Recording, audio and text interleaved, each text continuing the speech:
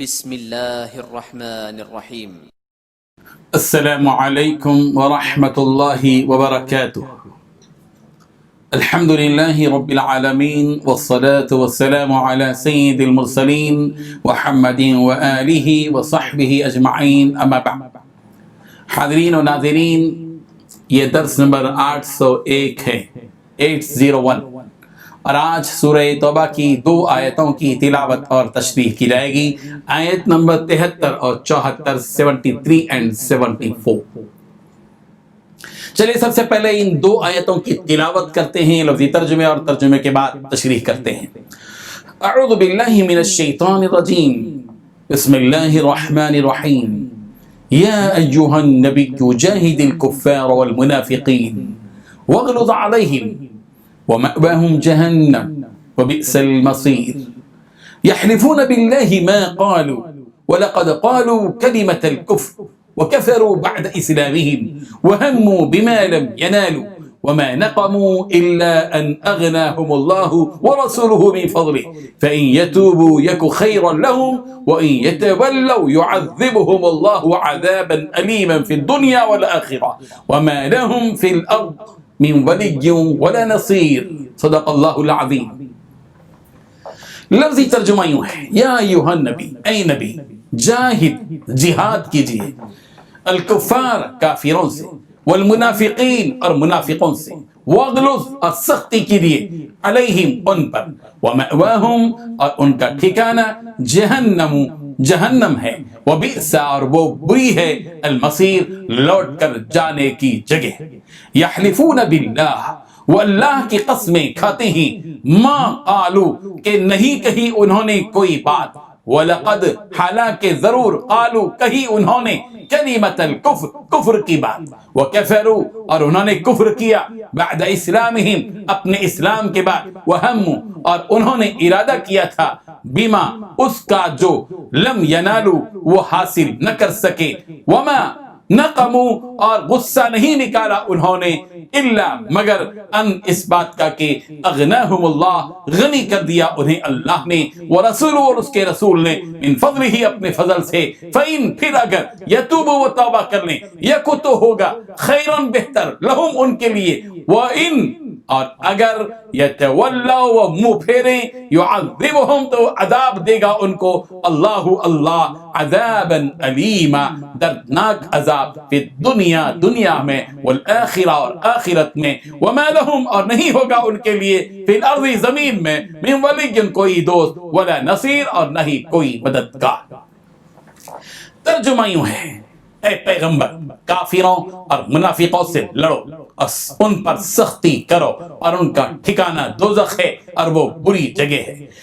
یہ اللہ کی قسمیں کھاتے ہیں کہ انہوں نے تو کچھ نہیں کہا، حالانکہ انہوں نے کفر کا کلمہ کہا ہے، اور یہ اسلام لانے کے بعد کافر ہو گئے ہیں، اور ایسی بات کا قصد کر چکے ہیں جس پر قدرت نہیں پا سکے، اور انہوں نے مسلمانوں میں عیب ہی کون سا دیکھا ہے سوائے اس کے کہ اللہ نے اپنے فضل سے اور اس کے پیغمبر نے اپنی مہربانی سے ان کو دولت مند کر دیا ہے۔ تو اگر یہ لوگ توبہ کر لیں تو ان کے حق میں بہتر ہوگا، اور اگر منہ پھیر لیں تو اللہ ان کو دنیا اور آخرت میں دکھ دینے والا عذاب دے گا، اور زمین میں ان کا کوئی دوست اور مددگار نہ ہوگا۔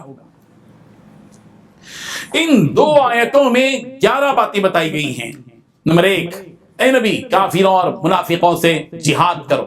نمبر 2، اور ان پر سختی کرو۔ نمبر 3، ان کا ٹھکانہ دوزخ ہے، اور وہ بہت برا ٹھکانہ ہے۔ نمبر 4، یہ لوگ اللہ کی قسمیں کھاتے ہیں کہ انہوں نے فلاں بات نہیں کہی۔ نمبر 5، حالانکہ انہوں نے کفر کی بات کہی ہے۔ نمبر 6، اور اپنے اسلام لانے کے بعد انہوں نے کفر کیا ہے۔ نمبر 7، انہوں نے وہ کام کرنے کا ارادہ کر لیا تھا جس میں یہ کامیابی حاصل کر نہ سکے۔ نمبر 8، اور انہوں نے صرف اس بات کا بدلہ دیا کہ اللہ اور اس کے رسول نے انہیں اپنے فضل سے مالدار بنا دیا ہے۔ نمبر 9، اب اگر یہ توبہ کر لیں تو ان کے حق میں بہتر ہوگا۔ نمبر 10، اور اگر یہ منہ موڑ لیں کہ تو اللہ ان کو دنیا اور آخرت میں دردناک عذاب دے گا۔ نمبر 11، اور روئے زمین پر ان کا نہ کوئی یار ہوگا اور نہ ہی کوئی مددگار۔ بزرگان محترم، جہاد کی 3 قسمیں ہیں۔ کھلے دشمن سے جہاد ایک، دوسرے شیطان سے جہاد، تیسرے نفس اور خواہشات سے جہاد۔ یہ تینوں بھی جہاد ہی ہیں، جس کا حکم سورہ حج کی آیت نمبر 78 میں یوں دیا گیا وَجَاهِدُوا فِي اللَّهِ حَقَّ جِهَادِ، اور تم اللہ کی راہ میں جہاد کرو جیسا کہ اس کے جہاد کا حق ہے۔ سورہ توبہ کی آیت نمبر 41 میں کہا گیا وَجَاهِدُوا بِأَنْبَالِكُمْ وَأَنفُسِكُمْ فِي سَبِيلِ اللَّهِ، اور اللہ کی راہ میں اپنے مانوں اور اپنی جان سے جہاد کرو۔ مسند احمد، ابو داود اور نسائی وغیرہ نے انس بن مالک رضی اللہ عنہ سے روایت کیا ہے، رسول اللہ صلی اللہ علیہ وسلم نے ارشاد فرمایا جاہدوا المشرکین باموالکم وانفسکم والسنتکم والجہاد باللسان اقامت الحجۃ والبرہان، تم مشرکین سے مانو، جانو اور زبان سے جہاد کرو، اور زبان سے جہاد کا مطلب یہ بیان کیا گیا کہ باطل کے خلاف اور حق کی موافقت میں دلائل قائم کیے جائیں اور دلائل اور براہین سے حق کو ثابت کیا جائے تاکہ کسی کو حق کے خلاف آواز اٹھانے کی ہمت ہی نہ ہو اور انہیں دندہ شکن جواب مل جائے۔ کافروں اور منافقوں کے سلسلے میں جو دوسرا حکم دیا گیا وہ یہ کہ ان کافروں اور منافقوں پر سختی کے لیے، کافروں کے ساتھ سختی تو ظاہر ہے کہ جنگ کے موقع پر پوری دلیری، بہادری، شجاعت اور پامردی کے ساتھ سخت مقابلہ کیا جائے گا۔ منافقوں کے ساتھ سختی کرنے کا مطلب یہ کہ ان پر شریعت کے احکام نافذ کرنے میں سختی کی جائے گی جس طرح مسلمانوں پر شریعت کے احکام نافذ ہوتے ہیں، ان منافقوں پر بھی یہ احکام نافذ کیے جائیں، اسے کہ منافق مسلمان ہونے ہی کا دعویٰ تو کرتے ہیں، اور جب مسلمان ہونے کا دعویٰ کرتے ہیں تو اسلام کے احکام پر عمل بھی ان پر ضروری ہے۔ ان منافقوں کے ساتھ شرعی حدیں قائم کرنے کی بات آئے تو ان پر بھی حد قائم کی جائے۔ ان منافقوں اور کافروں کا برا انجام بتلا دیا گیا کہ ان کا ٹھکانہ دوزخ ہے، اور یہ دوزخ بہت بری لوٹنے کی جگہ ہے۔ یہ کافر اور منافق اپنی زندگی گزارنے کے بعد جب لوٹ کر جائیں گے تو وہاں انہیں بدترین جگہ ملے گی، اور وہ ہے دوزخ۔ یحلفون باللہ ما قالوا، یہ منافق قسم کھا کر کہتے ہیں کہ انہوں نے فلاں بات کہی ہی نہیں۔ اس آیت کے سلسلے میں مختلف روایتیں ہیں کہ یہ کس واقعے کے پس منظر میں نازل ہوئی۔ حضرت ضحاک رضی اللہ عنہ کہتے ہیں کہ جنگ تبوک میں رسول اللہ صلی اللہ علیہ وسلم کے ساتھ منافقین بھی تھے۔ دوران سفر جب منافق تنہائی میں ہو جاتے اور وہاں کوئی مسلمان نہ ہوتا تو رسول اللہ صلی اللہ علیہ وسلم اور صحابہ کرام کو گالیاں دیتے اور دین کے معاملے میں تانے دیتے۔ حضرت حذیفہ رضی اللہ عنہ نے ان منافقوں کی یہ باتیں سن لی اور رسول اللہ صلی اللہ علیہ وسلم کو بتلا دیا۔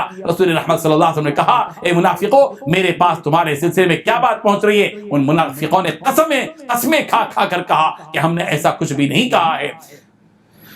ان جھوٹوں کی اس بات پر یہ آیت نازل ہوئی۔ صاحب معالم التنزیل نے حضرت ابن عباس رضی اللہ عنہ سے نقل کیا ہے کہ ایک مرتبہ رسول رحمت صلی اللہ علیہ وسلم نے فرمایا کہ ایک شخص تمہارے پاس آنے والا ہے، وہ تمہیں شیطانی آنکھوں سے دیکھے گا، جب وہ آ جائے تو تم اس سے بات نہ کرنا۔ ذرا سی دیر بھی نہ گزری تھی کہ نیلی آنکھوں والا ایک شخص آ گیا، اسے رسول اکرم صلی اللہ علیہ وسلم نے بلایا اور فرمایا تو اور تیرے ساتھی مجھے کیوں برا کہتے ہیں؟ وہ فوراً گیا اور اپنے ساتھیوں کو لے کر آیا اور وہ سب لوگ قسم کھا گئے کہ ہم نے تو کچھ بھی نہیں کہا۔ اور دوسرا واقعہ یہ نقل کیا ہے کہ ایک دن تبوک میں رسول اللہ صلی اللہ علیہ وسلم نے خطبہ دیا اور منافقین کا تذکرہ کیا اور ان کو رجس یعنی ناپاک بتایا اور ان کی برائیاں کی۔ اس پر جلاس بن سوید نامی ایک شخص نے کہا محمد جو کچھ کہتے ہیں اگر یہ سچ ہو تو ہم گدھوں سے بھی بدتر ہیں۔ اس بات کو عامر بن قیس صحابی نے سن لیا تھا۔